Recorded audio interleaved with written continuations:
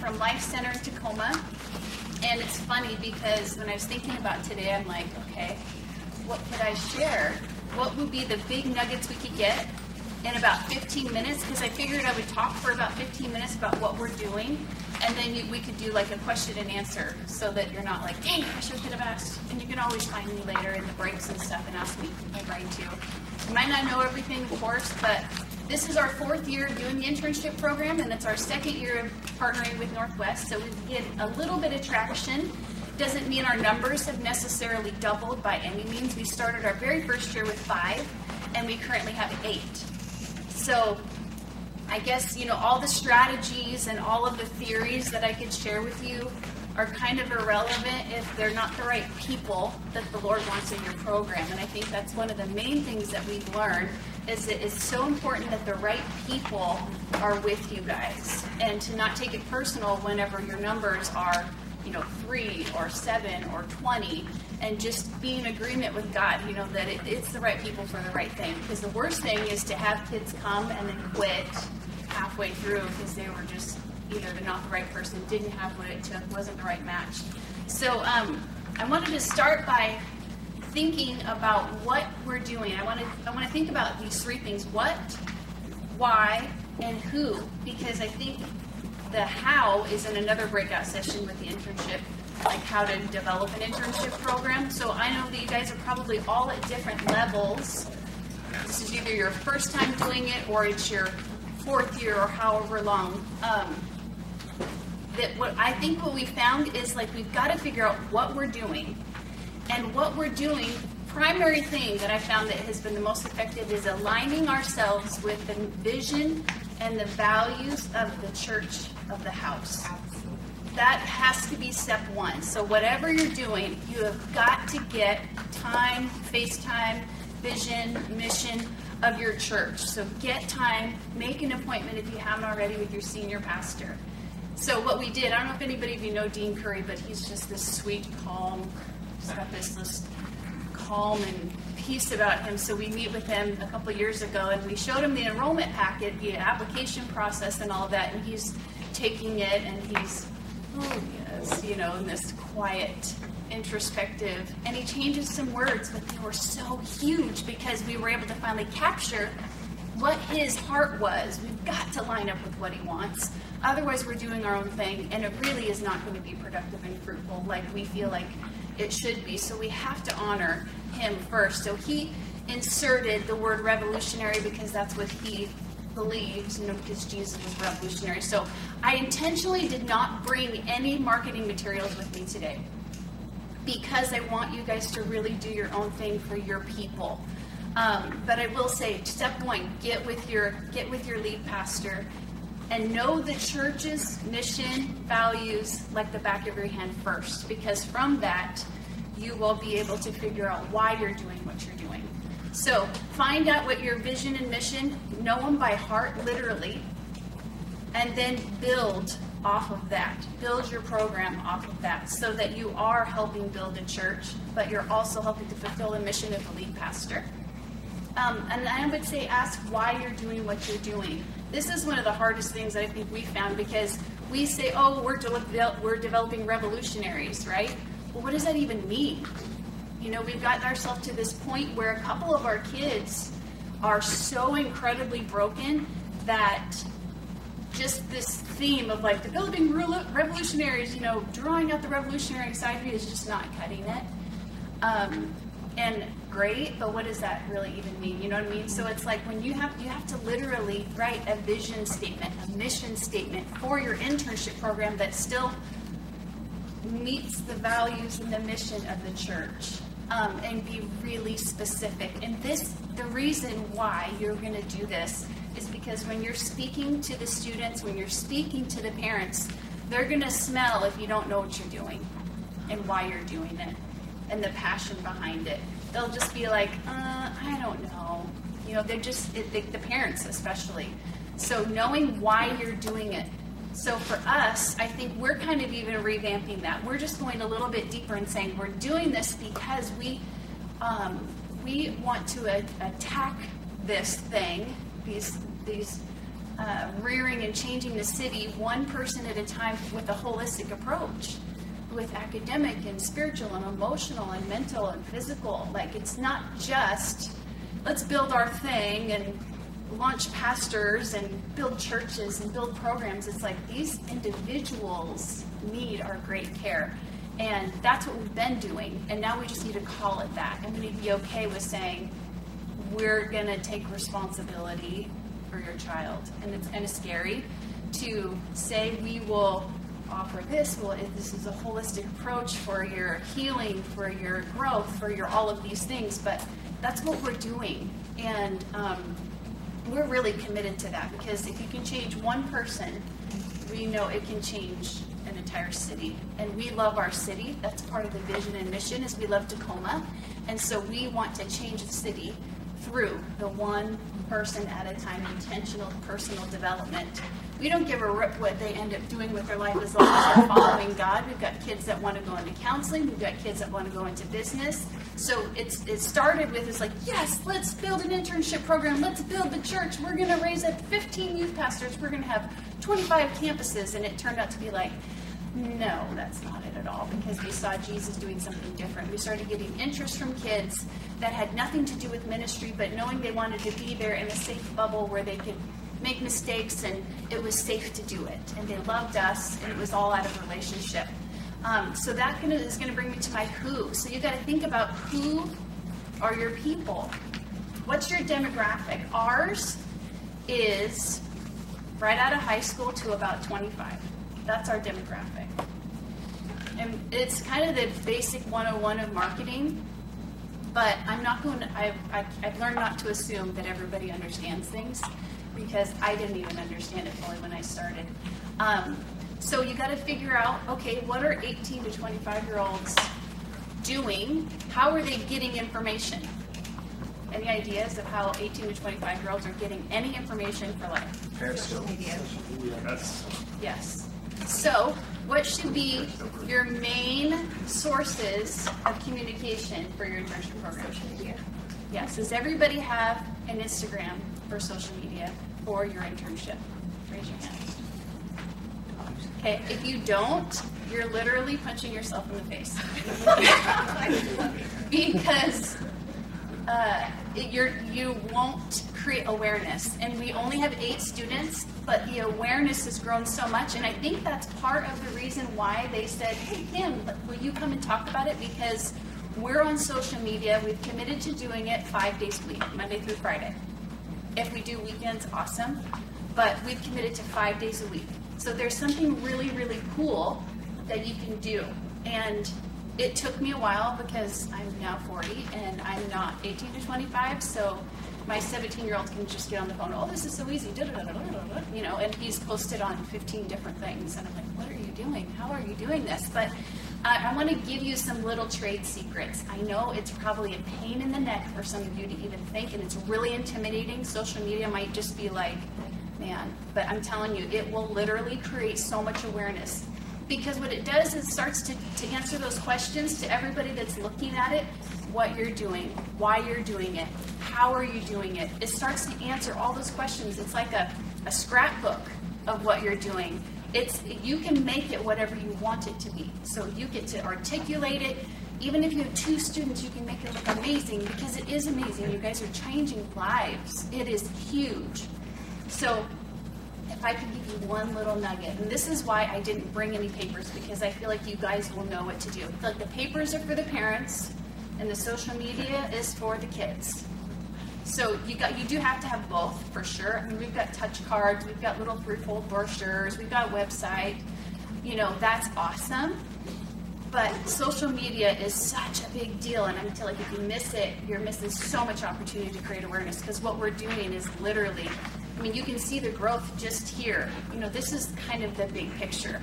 You know, this is the big picture, what Jesus is doing. I think when we started a couple of years ago, Jim said that there was like 10 people had called in 1 week or something like that. Are you going to do any partnerships with churches? We have an internship. We want to offer these degrees. So I just feel like, if you ask any business of any kind or any church, what's your toughest marketing thing? And it's creating awareness, right? We just want people to know about it. we have this awesome youth ministry, or we've got this awesome outreach, or this women's ministry, and people just don't know about it. So I'm telling you, social media is the business.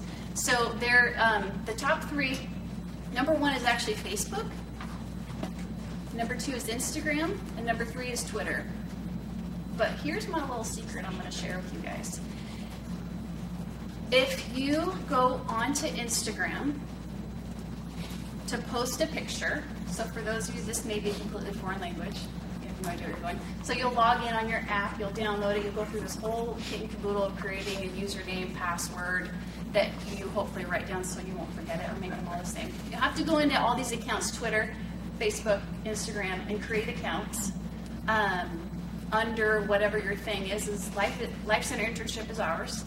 And you go in through Instagram, you put your picture on there, and then when you get ready to post it, you type these very witty little comments and things, and you go to post it, and it says, would you like to post on other elements as well? And at the same time, you can click on Facebook, you can click on Twitter, and it will literally post in all three at the same time. It's awesome.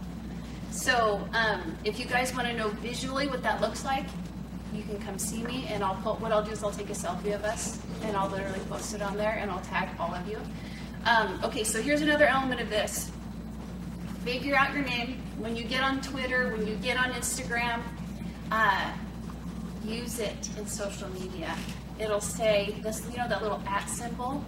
That'll be the way people can tag you, your ministry, in it. So if I'm going to a high school, I'm going to find out, like if our interns are going to high school, we're doing some kind of community service project, and we're there, I'll take the picture of the group or something, and I'll post it, and I'll write @Bellarmine Prep, their school name, so it tags them, so it starts to create this network of like, hey, you're on our radar, we're giving honor to you, we're putting you, it's a team marketing strategy, kind of, and it's weird. So if you don't know what all of these tagging is, research it.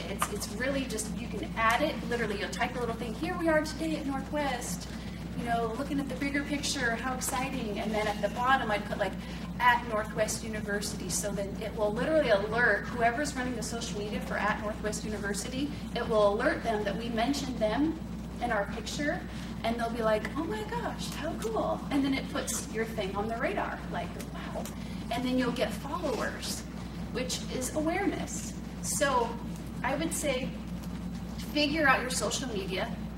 You'll have to pick a name for your internship program. Make it something super basic and simple. Ours is Life Center Internship because that's what we are. And the other element to research, I know it sounds so elementary to some people, but hashtags. Hashtags are a big deal. Hashtags will create more awareness too. So if you put a hashtag on there that is going around, and this might be hard if you're not like directly correlated with the youth ministry, you'll have to work a little harder, or get it like an informant, like, okay, what's hot right now, or what's trending, what's going on. But if you can put hashtags, it will literally draw people, because some people look up a hashtag and see what pictures are coming up under that hashtag. So 4th of July, hashtag 4th of July. You're at the 4th of July with all of your team or whatever, and you're at an away, you put hashtag 4th of July. People literally will go and look at 4th of July pictures. They'll see yours and be like, I didn't know Life Center had an internship.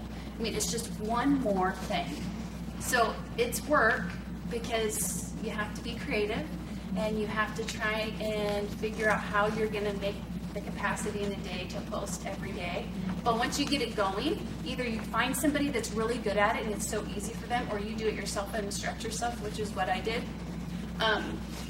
It's awesome. It's a great opportunity. And I would also recommend this. Put yourself a goal of a number of followers that you would like to have.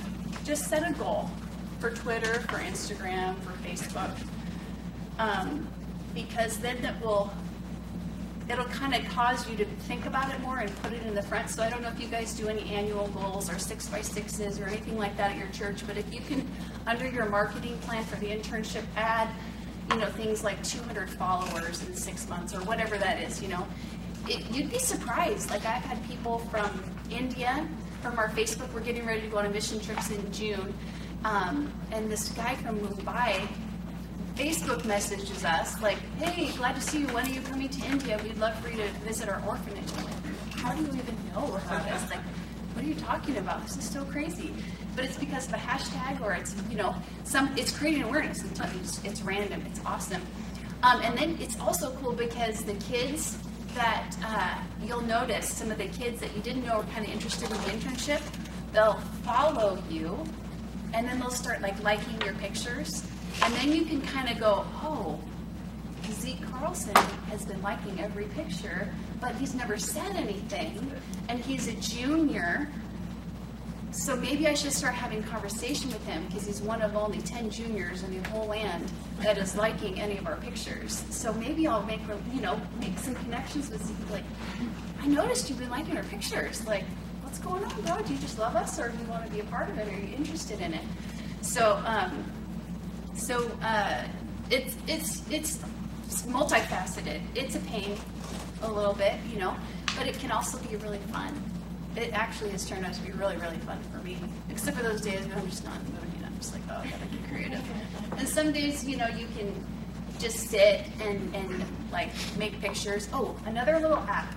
I know I'm kind of all over the place, but I just thought of this. There's an app called Font Candy, or something like that. An app like that where you can take a picture and you can type words over it, and it looks really artsy, and it looks like you went to school for it, but really it's just an app on your phone. That's awesome and profound. Our communications team, our webmaster, and the people who help really market the church, they said that pictures, just plain pictures with content, Facebook loves those. I don't know what that means really, but I just know that it helps create more and more awareness. It gets more hits.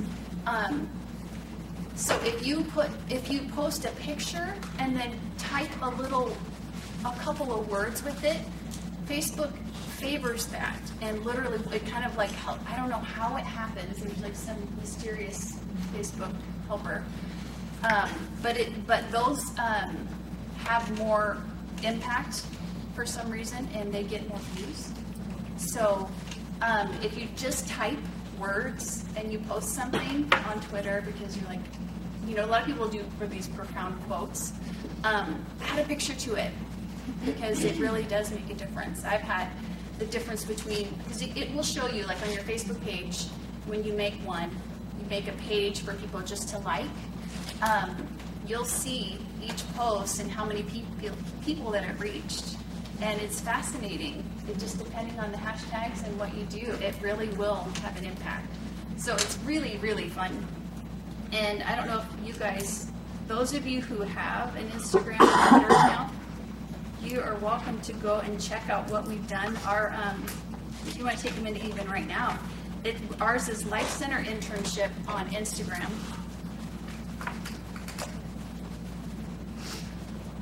It's all one word, but you can kind of go and see what we've done. I wish I could somehow let you guys all see this screen. Is Jared still in here? Is that him? It'd be awesome to be able to show you guys. So I would just say, let it be your identity, who you are, and be fun with it and get daring. Some of the things we love to do is we go to things that have nothing to do with the internship, but our interns are there.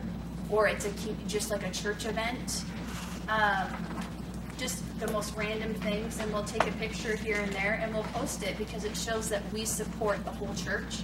So instead of just being so focused in our lane of just internship, we really try to include all of the ministries, what everybody's doing. It's a great thing to communicate for deadlines. If you have deadlines that are coming up, I'll be starting to post some of that.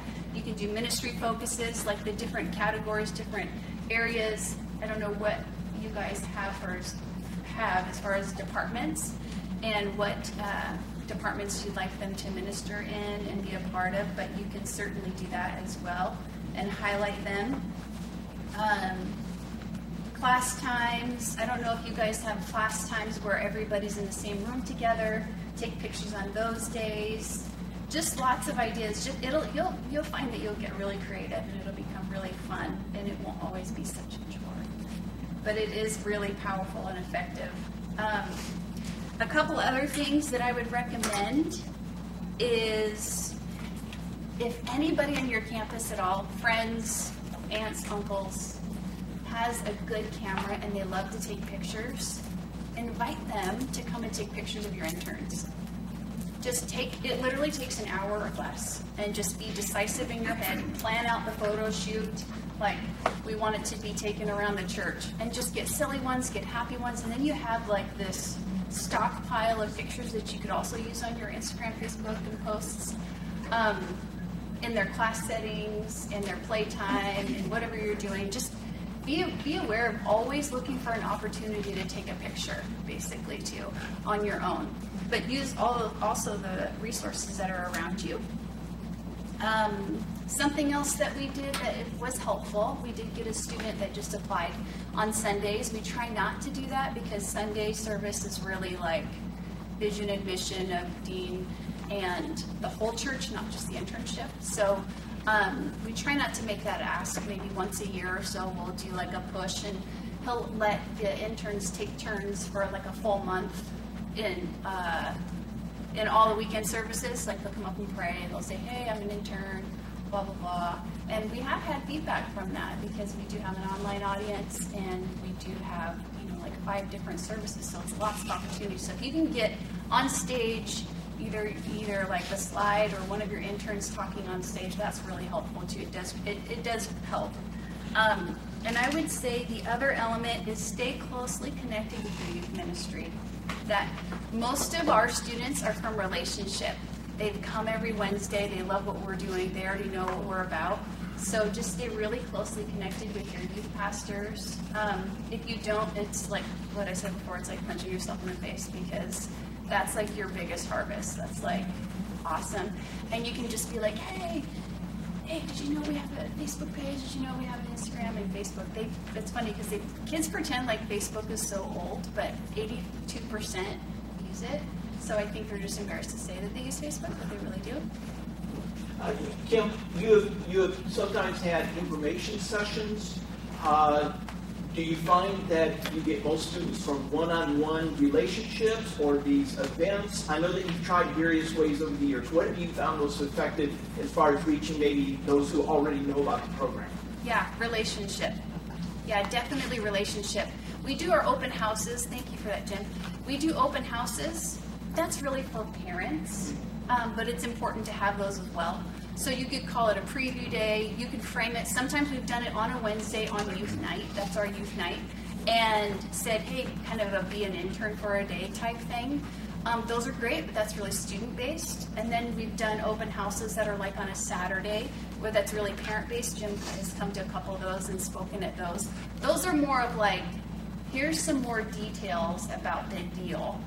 But the actual agreement and commitment comes from the relationship for sure. But I think you can't go without doing preview days for sure, because those are really, really impactful. We schedule those preview days a lot like a service. So we'll do a little worship, we'll do a little promo video that kind of like communicates our heart. So usually it's like kind of an emotional video, gets people really excited or really emotional, like, oh my gosh, this is the best thing. And then we have people come up and talk, and the interns will come up and share what is it really like. They're usually really real. We ask them not to be fake and try to sell anything. Like, if this is hard, tell them it's hard. If this is your season, just be honest about it.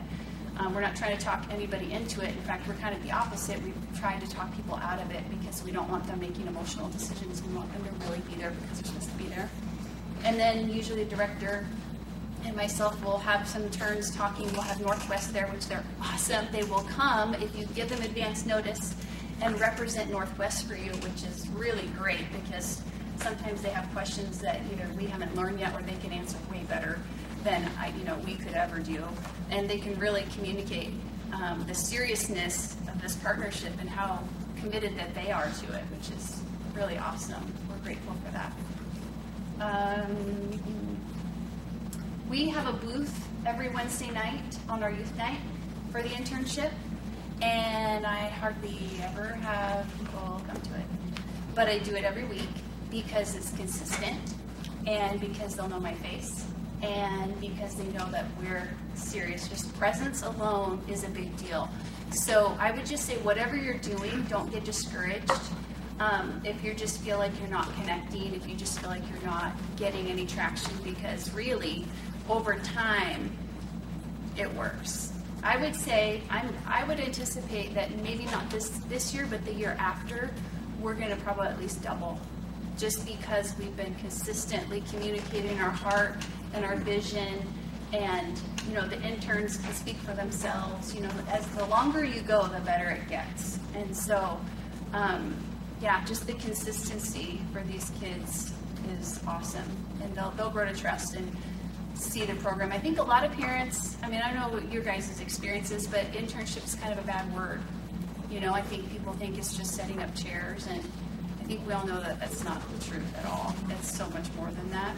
And so we've worked hard at undoing that idea and standing guard over these kids individually and collectively, and saying they're not indentured servants, they're students, and then they have a life and they have a future, and we're going to do whatever we can to support them. Does anybody have any questions? Yes. I have one. You mentioned that you have a target for kind of who you're looking at.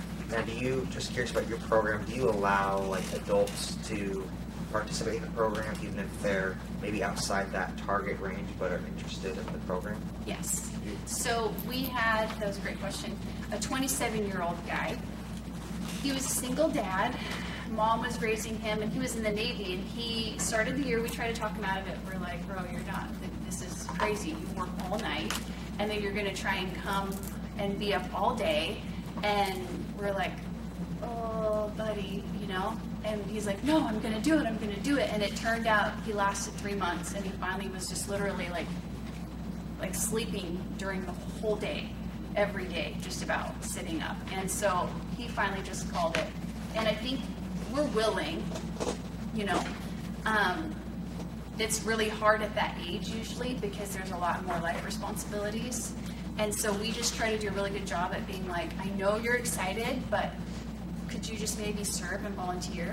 Can we find you a lane instead of committing your whole full-time life to this whenever you have work that you have to do and you have a child, because they miss out on a lot of opportunities from the team.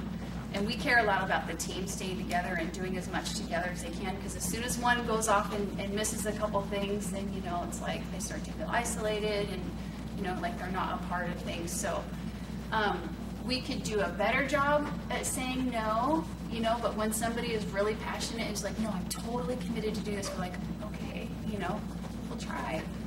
And don't be discouraged too if you get a couple that fall off. And we've had about 2 every year that quit after a couple months because they just couldn't, for whatever reason, they just decided not to do it. So, anybody else? No questions? Kim, why does Carrie call you Mama Bear? What? I have no idea. I don't know why. Okay. He uses you as the epitome of a person who loves your students, but yet you're getting in their face as far as their assignments, as far as keeping up their work. What type of ethic have you tried to set up as far as keeping students, and why have you been successful with your students? But he calls you a Mama Bear. That is funny. Well, they call me Mama Kim, which was so awkward because when I first started, I felt like I was not old enough to be any of their moms. But it's grown, and I've just kind of accepted it. So he might have overheard that too. Might be, but he put the bear in there because of the success you've had. Yeah, I'm grateful to hear that he feels like that you've been successful, because I think when you're in it, you don't always feel like that. I think it's the same goes for us. If you're doing it because it's a job, then maybe you have to reevaluate it. Just like them, you got to almost talk yourself out of it and convince yourself this is your thing, because you got it. If you can't do this without a great love for these, as if they're your own kids, and you have complete ownership of them on some level, not all levels, but then this may not be your thing. And I feel like they are entrusted to me, and that this is my assignment for this season of my life. And so I'm going to give them everything that I have, which includes the discipline that I would give my own children.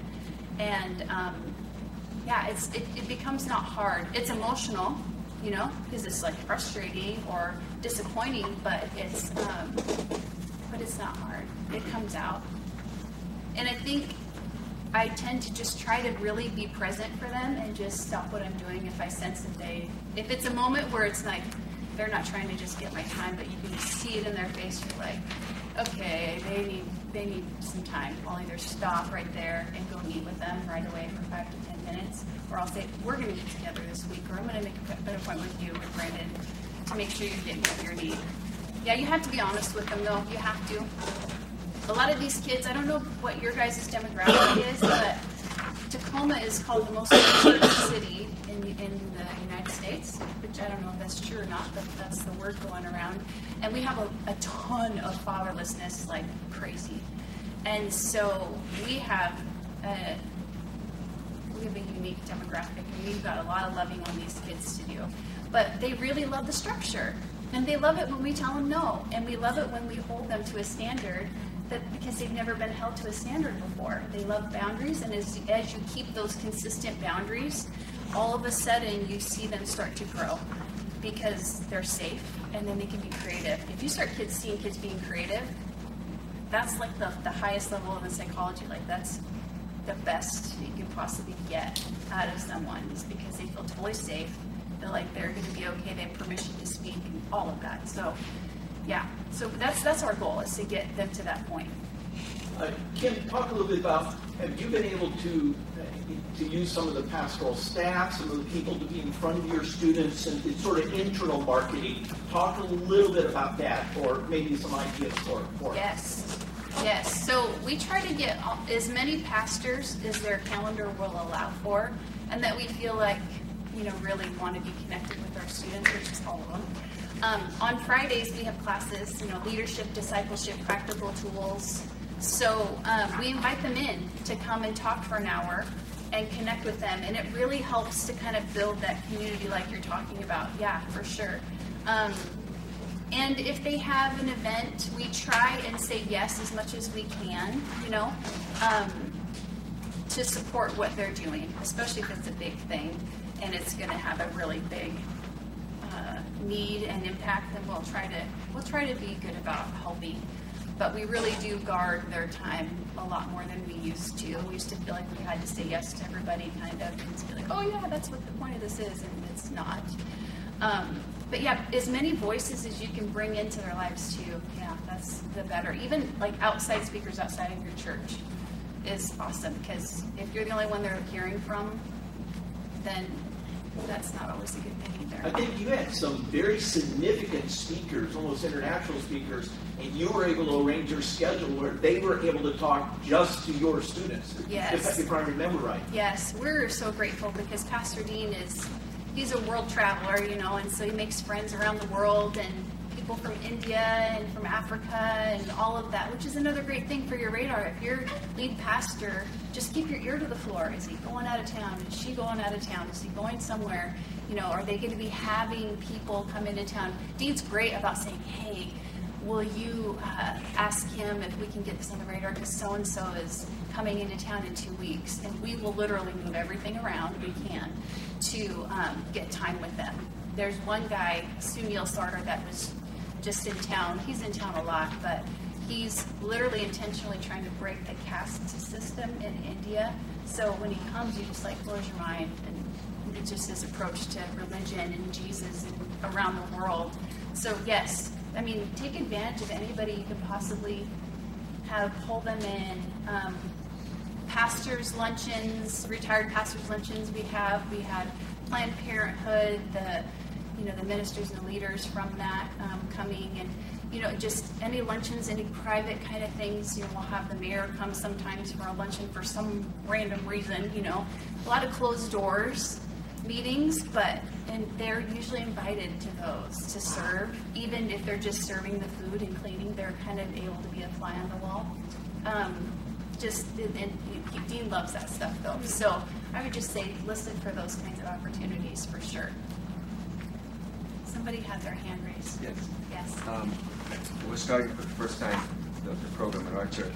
Yeah. So when you're promoting the program, what suggestions do you have as to, or what did you do to promote what? Let's say if you're going to go social media, Yeah. or even on a flyer, what did you highlight?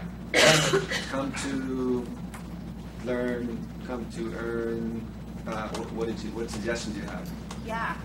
I would say if it's your first time, you're just going to want to get your brand out there. Like anything, you know, like Coca-Cola, I can imagine if they were trying to launch for the very first time ever. They want, get a good logo. That's one thing I forgot. I apologize. Get a brand, a visual brand. So get a logo made that is unique and specific to you guys that you plan on using for a while, that you're committed to using. You fine-tune it. But get it so that when people see it, people know Coca-Cola when they see it. They know that logo. In every language, they know what Coca-Cola is. So I would just say, get your logo out there first and start saying, hey, we have an internship program starting in da-da-da-da-da. And sometimes... Wouldn't it be, unless I understand it wrong, the Yeah. Northwest University? Well, your Logo is- internship program is so it's two things in one. The primary for you is your internship program, because that's the gateway to the Northwest piece. So whatever your thing is, so our internship is called Life Center Internship in partnership with Northwest University. So we got to get the verbiage right too, making sure it always says in partnership with. But your primary thing is your internship. So what are they doing every day? So they're doing, you know, whatever that is that they're doing with you guys. So that's what you're trying to create awareness about. And you're also at the same time plugging in Northwest as well. But the kids will come, some will come because Northwest adds integrity to your program, but they're really coming for the internship.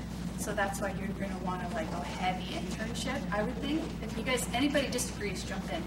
I would go heavy internship and then plug in Northwest here and there when you can, when you feel like. I mean, you'll kind of get a flow, but I would get your brand out there as much as you can and just start talking about it. Just be like, hey, introducing, starting, 2016, 17 school year, check us out. And sometimes the other thing is give them a little less information.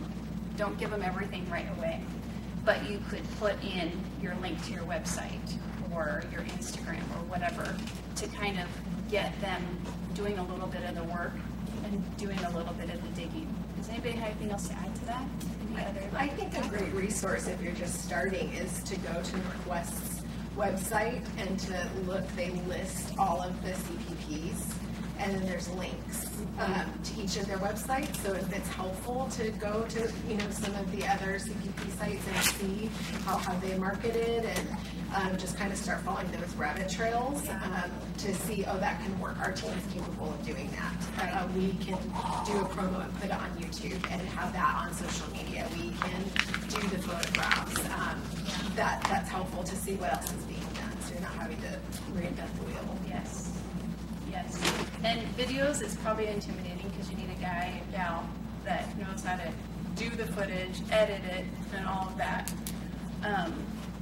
Which is a great kind of like toward the end of things, like fuller package, like that awesome video from, what was it? Your guys' man, that's like such a big goal, But if you can start, website's a huge one too, because that's a huge resource for parents. Parents are always going to want to go website, and students are going to always want to go social media and a little bit of website to get some more info. But everything is all computerized now, guys. It's like paper stuff is done. It's pretty much done. Any more questions? Yes. I was curious as far as promotions go. Obviously, it's easy to promote within your church. Do you at all look outside of your church and how to promote maybe some areas that you would do that?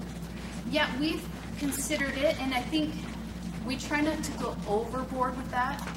I haven't found anything that works awesome, except for just kind of jumping on with whatever the church is already doing, because they tend to be outreach. So we tend to try to kind of jump in. So we jump in opportunities to go to schools with the high school ministries or other church events or serve the cities. Other things, we just try to attend those things. And then they create opportunities to speak and be invited to do other things.